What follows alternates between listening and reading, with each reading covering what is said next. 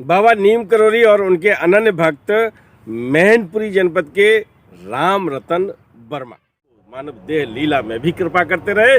और आज जब वो मानव देह लीला बंद कर दी है तब भी मानव देह लीला धर के फिर सहायता करने उतर पड़े। अरे ये तो बाबा थे, बाबा आए और बाबा चले गए, उनसे हम इस कष्ट में कुछ कह नहीं पाए, सुन नहीं पाए।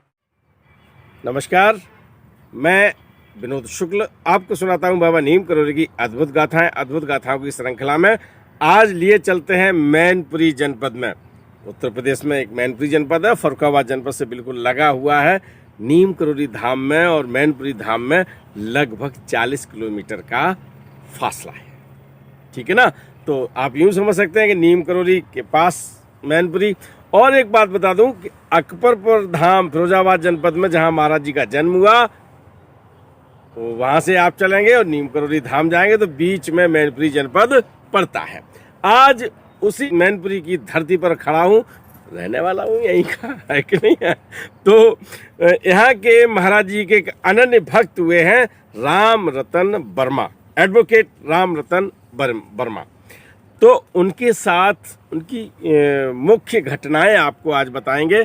फुल स्टोरी तो मैं कहता हूँ लिखी भी जाती है कि फुल स्टोरी ये है, लेकिन मैं आपको एक बात बता दूं, सच्चाई ये है कि फुल स्टोरी कोई सुना ही नहीं सकता। फुल स्टोरी तो उसे कहते हैं जब भाई एक भी कहानी ना वो छूटे, है ना। लेकिन कोशिश करता हूँ कि मेरी जानकारी में है वो हम आपको फुल स्टोरी के रूप में सुना दें, तो इसलिए हम इसे फुल स्टोरी भी कह सकते हैं। राम रतन वर्मा पेशे से अधिवक्ता हैं, वकालत बढ़िया चल रही है मैनपुरी दीवानी में, है ना। और महाराज जी के अनन्य भक्त हैं। महाराज जी का आना जाना मैनपुरी में रहता है। मैंने आपको सुनाया था कि मैनपुरी के डीएम जो थे वो महाराज जी के भक्त थे। और निवास है महाराज जी का कहाँ, डीएम के अल्प प्रवास। तो उस डीएम निवास में महाराज जी रुके हुए थे, कोई बात हुई थी।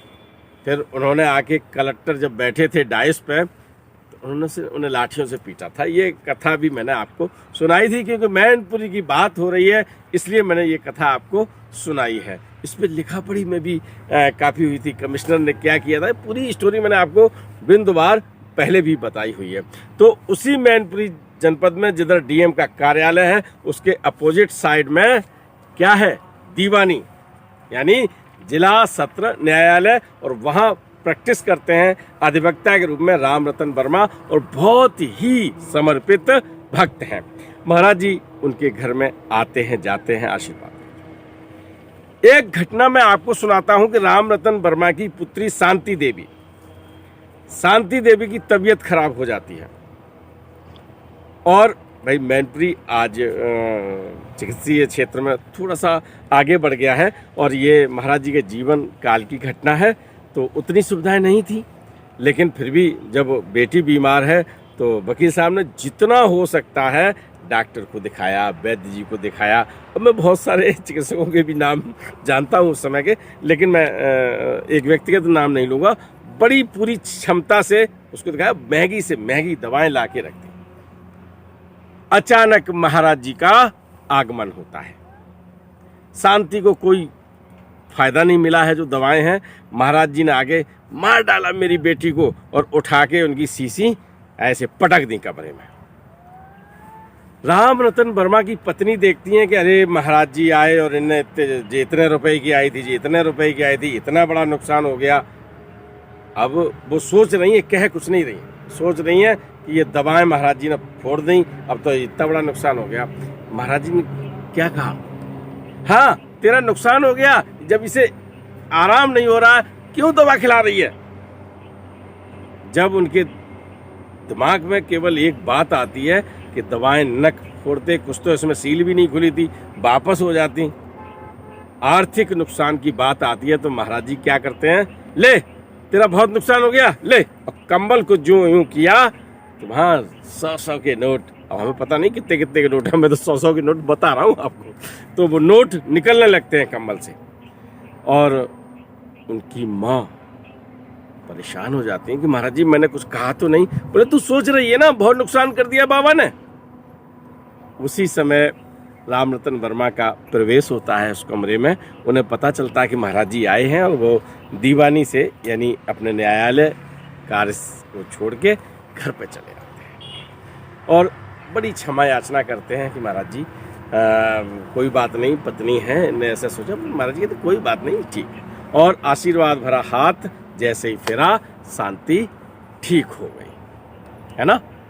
अब इसी शांति बड़ी हो गई और बड़ी होने के बाद शादी की चिंता रामरतन वर्मा को भाई हर बाप को लगता है कि एक अच्छा लड़का मिल जाए, अच्छी जगह शादी कर दें।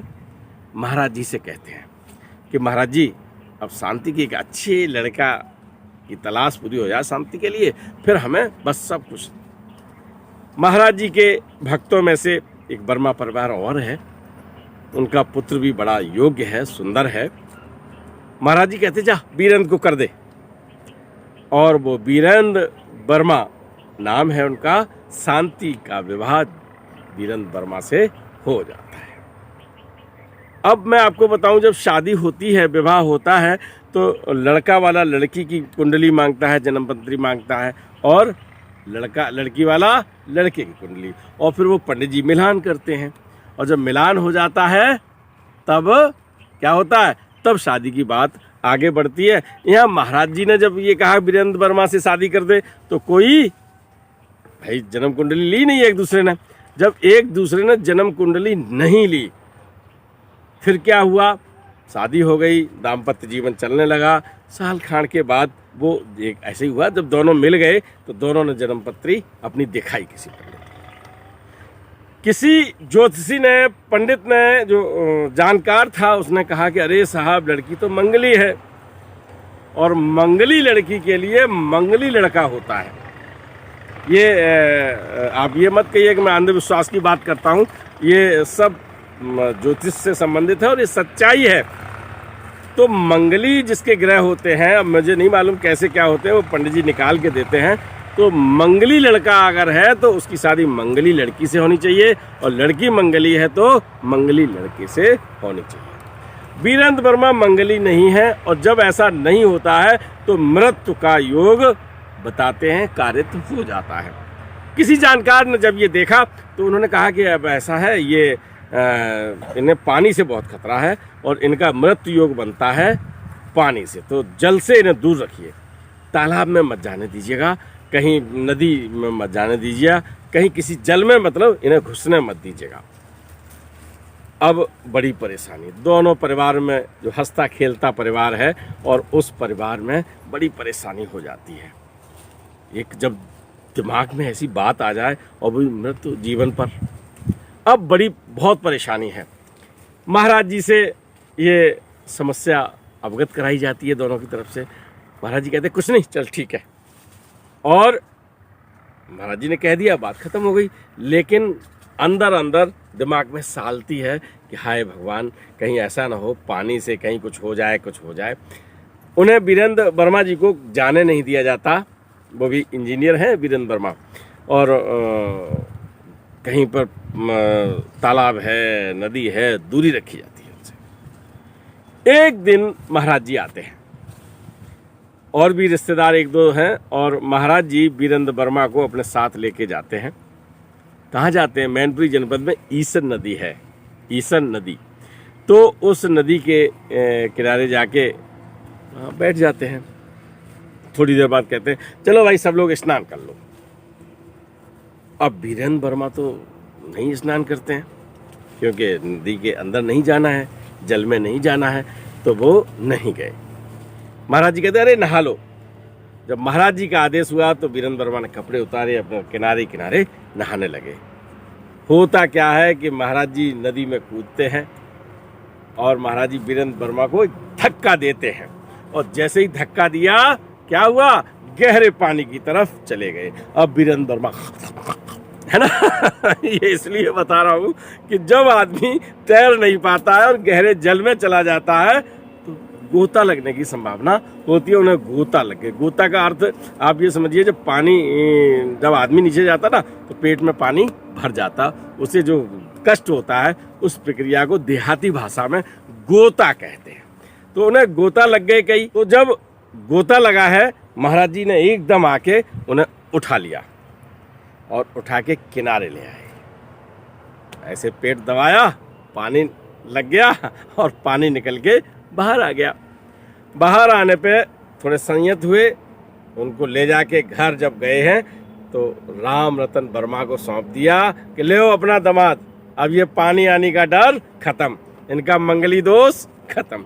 देखो ये करना था, पानी से डर दूर करना था। और जब महाराज जी ने कराया था तो क्या मंगली दोष, क्या शनि दोष, क्या कौन से दोष होते हैं, कुछ नहीं। अगर आप राम राम जपे ना तो मैं भाई अपनी बात यही जानता हूँ, हनुमान चालीसा पढ़े, राम राम जपे तो सारे दोष वैसे भी खत्म हो जाते हैं और उनका ये रोग दोष खत्म हो गया।